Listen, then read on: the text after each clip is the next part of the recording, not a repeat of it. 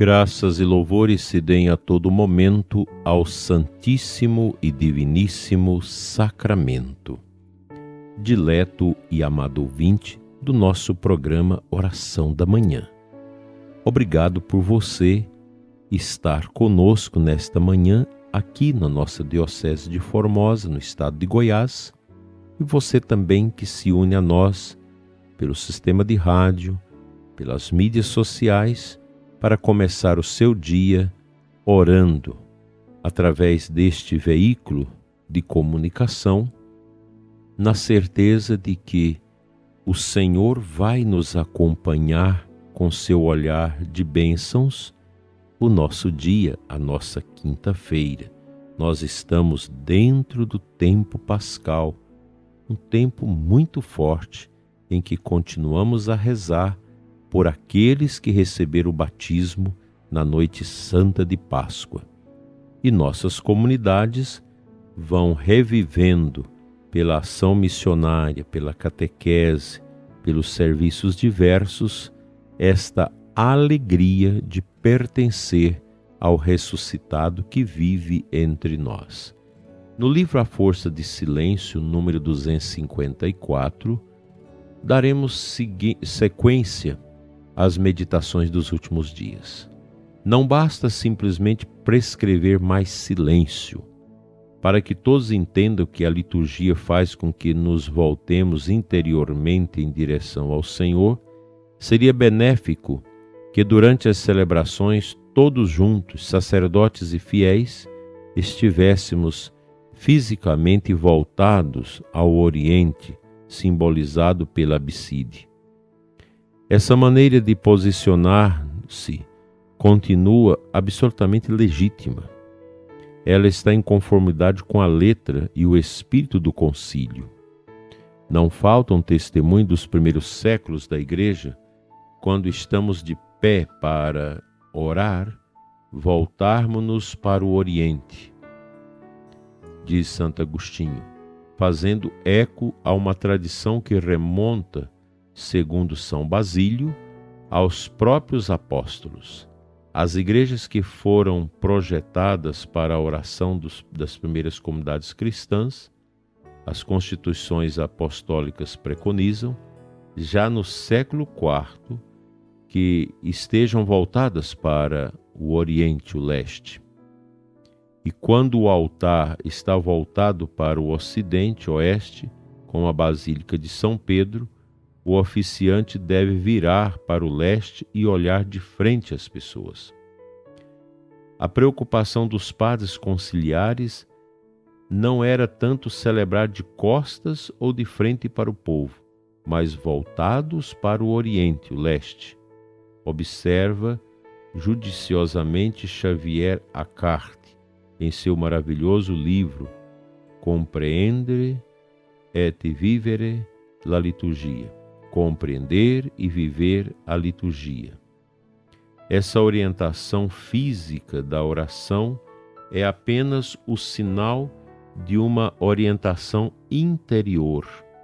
Orígenes assinala em suas parábolas evangélicas que do Oriente te vem o favor concedido por Deus, porque é lá que está o homem cujo nome é Oriente, Zacarias 6:1, estabelecido mediador entre Deus e os homens, 1 Timóteo 2:5.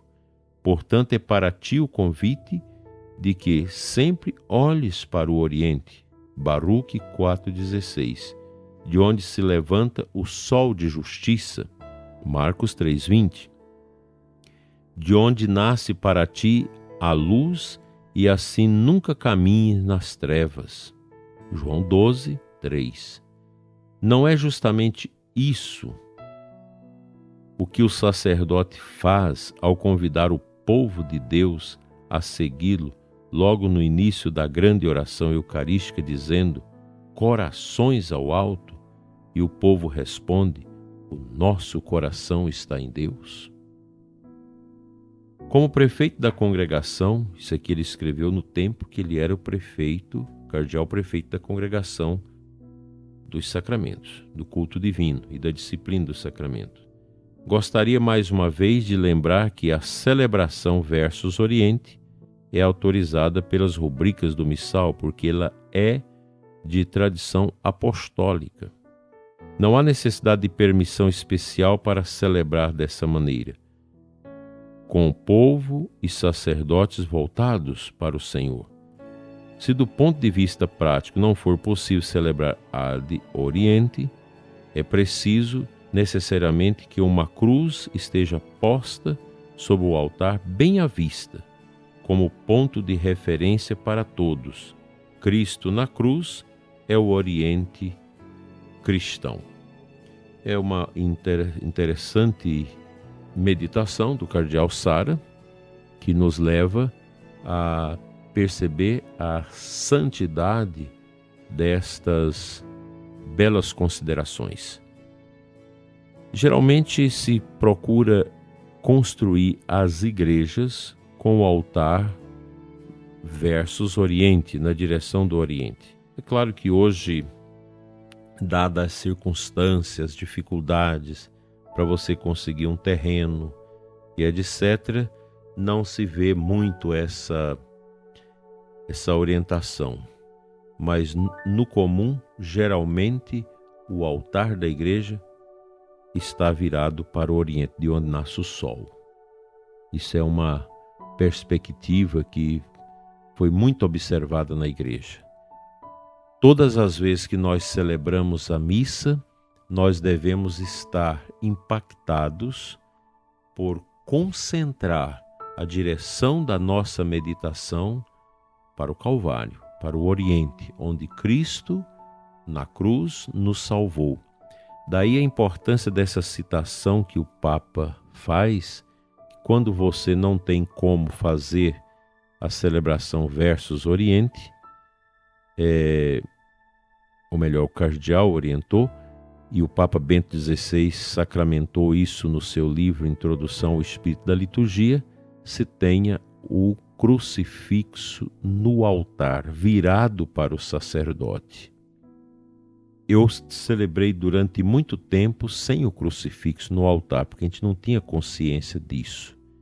Mas depois que foi se introduzindo estas renovações da liturgia com o Papa Bento XVI, que a gente voltou a esse costume de celebrar olhando para o crucifixo, a interioridade é maior. O Papa Bento diz que é preciso que haja um versus Oriente interior. Daí a necessidade do crucifixo no altar virado para o sacerdote. Eu lembro quando comecei a usar o crucifixo, eu pensava que o crucifixo deveria ficar virado para o povo, mas não é. O crucifixo grande na parede atrás já está de frente para o povo, mas no altar nós precisamos desse crucifixo para dar esse sentido da nossa unidade na oferenda do sacrifício de Cristo versus Oriente, de frente para o lugar, o mistério da sua entrega total por nós. Como isso dá um redirecionamento interior à vida do sacerdote. Quando o padre vai compreendendo essas realidades, ele se torna mais afetuoso com o mistério. E para isso, a gente precisa entrar nessa escola vibrante do silêncio litúrgico, dessa nossa participação neste mistério tão maravilhoso que é a Eucaristia, que nos enche de santa alegria. A gente precisa estudar mais a liturgia, essa é a verdade, inclusive nós sacerdotes, pois nós estudamos pouco a liturgia no seminário. Aquele tempo que a gente faz, alguns semestres sobre a liturgia, ele ainda é pouco. O mistério da liturgia, ele é muito vasto, muito profundo, e a gente gastaria um tempo enorme para conhecer tudo isso. Eu não sou perito em liturgia, sou apenas alguém que está aprendendo a cada dia a amar mais a liturgia, pois a celebração eucarística, bem como os demais sacramentos, realmente são ações pascais de Cristo. E quando nós aprendemos a zelar dessas realidades, pois os sacramentos não nos pertencem, eles são dons do Senhor Jesus, que são distribuídos a nós na igreja. A partir do momento que você vai crescendo na consciência do que são os sacramentos, a nossa experiência de salvação também aumenta. Que Deus nos ajude a compreender tantas realidades que nós ainda não compreendemos.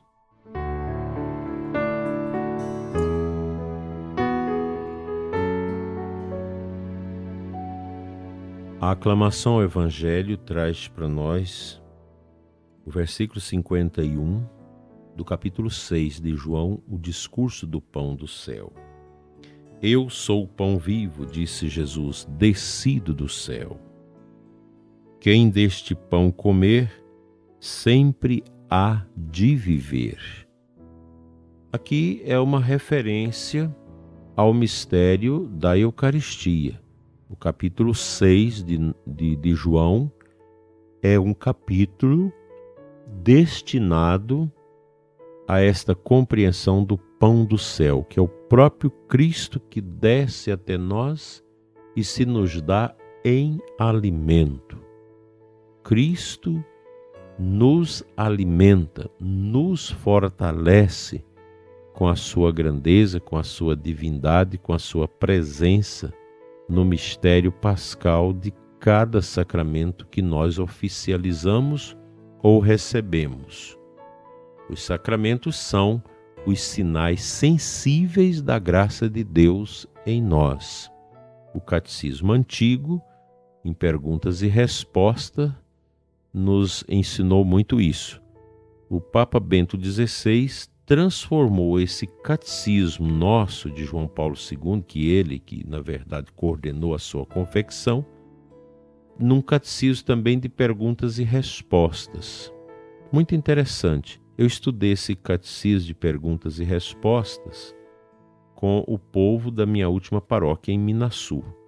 Muitos ainda lembram das nossas meditações sobre essas perguntas e as respostas que o catecismo nos dá. Isso ajuda a gente a amadurecer a nossa compreensão católica da nossa fé e a gente supera essa visão vesga, estranha da igreja como um mero extrato social. Não é isso. A igreja não é uma ONG, a igreja não é uma associação humana, antropológica, sociológica de fiéis. Nós somos o corpo místico de Cristo. A igreja é essa túnica inconsulte de nosso Senhor Jesus Cristo. Nela nós estamos em comunhão com Cristo, pois a igreja ela é a expressão da koinonia, da comunhão dos batizados com Cristo no seio da sua santa igreja. Amém.